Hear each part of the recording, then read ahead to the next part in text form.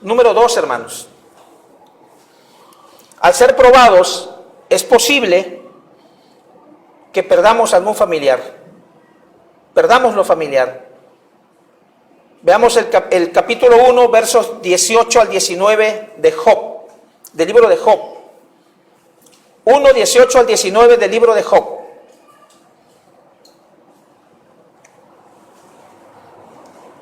Dice la Escritura: entre tanto que éste hablaba, vino otro que dijo: tus hijos y tus hijas estaban comiendo y bebiendo vino en casa de su hermano el primogénito. Y un gran viento vino del lado del desierto y azotó las 4 esquinas de la casa, la cual cayó sobre los jóvenes y murieron. Y solamente escapé yo para darte la noticia. Voy a tocar un poquito de su sensibilidad, de sus emociones. ¿Ha perdido usted algún familiar? No tiene que decírmelo. ¿Ha perdido la amistad con algún familiar? ¿Cómo se ha sentido? ¿Cómo se ha consolado usted al perder algún familiar? Creo que cuando tenemos un pariente con el cual no hemos convivido en nuestra vida, no hemos crecido con ellos, inclusive está lejos de nosotros, aunque sea nuestro familiar, nuestro pariente, si nos enteramos de que algo pasó, se le acabó la vida, pues sí nos va a doler. Pero no tanto, hermanos, como algún pariente muy cercano, muy allegado a nosotros. Nos duele, nos causa tristeza, porque nunca le vamos a ver más. Cuando usted ha recibido la noticia de aquel ser que ha perdido, seguramente siente que usted pierde las fuerzas. Si era un ser que usted amaba, si era un ser que usted quería entrañablemente, que creció con él, con ella, y de pronto se le acaba la vida. Duele. Veamos al Job humano. Veamos al Job que viene perdiendo primeramente lo material, no blasfema, no se levanta en contra de su Dios, no blasfema en contra del Todopoderoso, y diríamos, hermanos, que acepta perder las cosas materiales. Pero el enemigo es tan sutil, el enemigo es tan astuto, lo dice la palabra, que le busca por lo material y no logra derrumbar, cortar las piernas de este hombre de Dios. Y se mantiene firme y en fe. Este hombre le quita lo material y este hombre sigue firme, parado, reconociendo el poder de Dios. ¿Hubo dolor? Era humano, hermanos.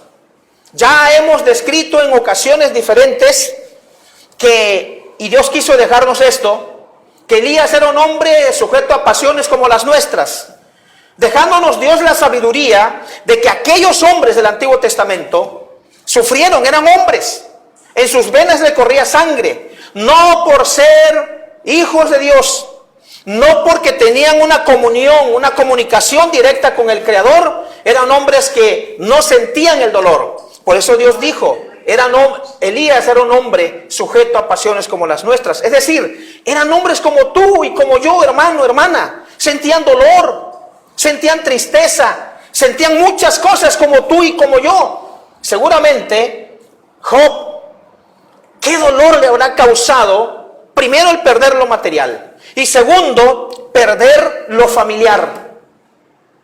Perder a sus hijos.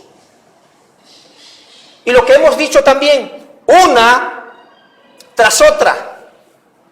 Y puede llegar el momento en nuestra vida espiritual en decir, Dios mío, pero ¿qué está pasando? ¿Por qué tantas cosas a la vez? Si yo debo ser probado, mi fe tiene que ser probada, entonces, pero que sea no tan seguidas las cosas, no tan seguidas las pruebas, porque mírame, soy humano. ¿No decía a veces David, mírame que soy como un gusano?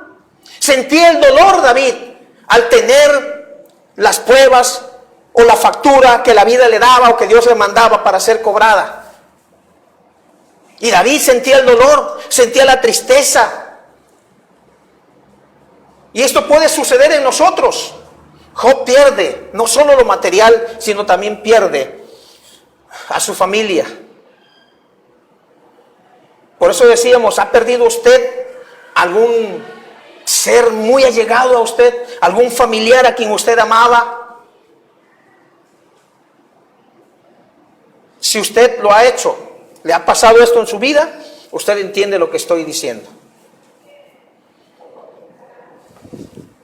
Dice la palabra, bueno, Mateo 19, versículo 29, Mateo 19, 29 dice, y cualquiera que haya dejado casas, o hermanos, o hermanas, o padre, o madre, o mujer, o hijos, o tierras, por mi nombre, recibirá 100 veces más y heredará la vida eterna. Si por causa de Dios hemos perdido o hemos tenido que dejar algunos asuntos familiares por causa de Dios, por causa del servicio a Dios, pues dice la Escritura que uno va a recibir 100 veces más y va a heredar, aparte, vamos a heredar la vida eterna. Y si alguien ha perdido algún familiar, Hebreos 9:27 ya está establecido, y de la manera que está establecido para los hombres que mueran una sola vez y después de esto el juicio. Ya citaba el hermano a David.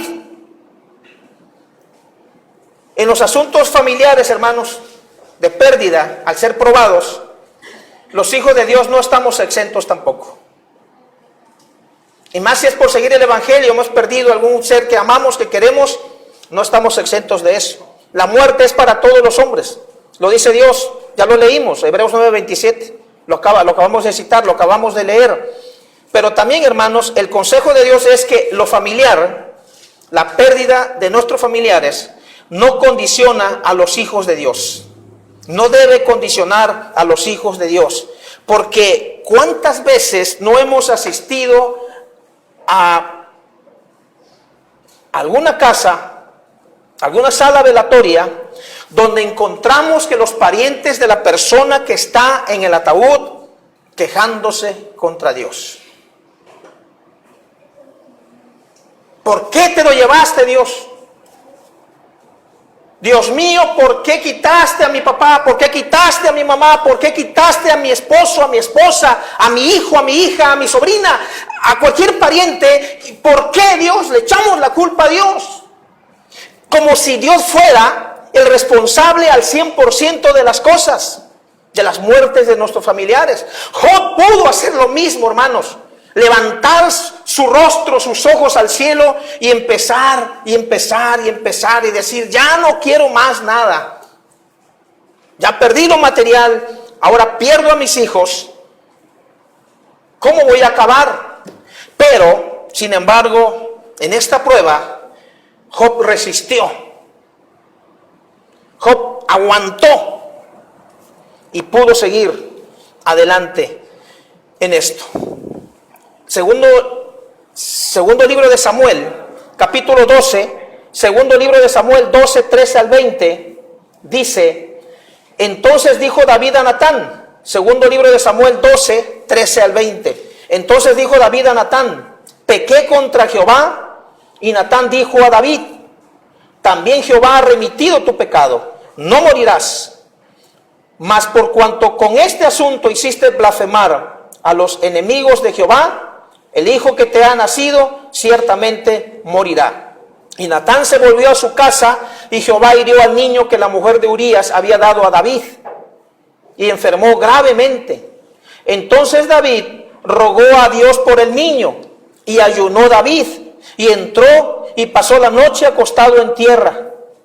Y se levantaron los ancianos de su casa y fueron a él para hacerlo levantar de la tierra.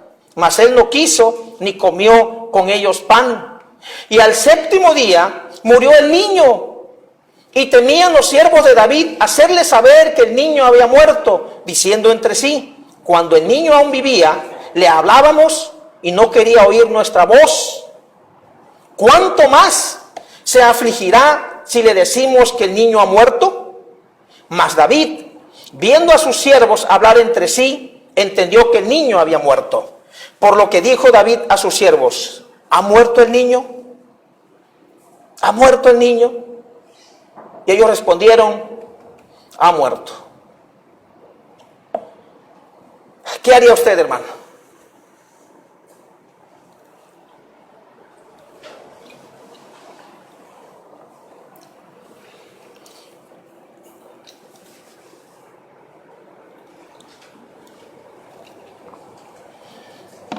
¿A quién ama más usted en casa, aparte de Dios?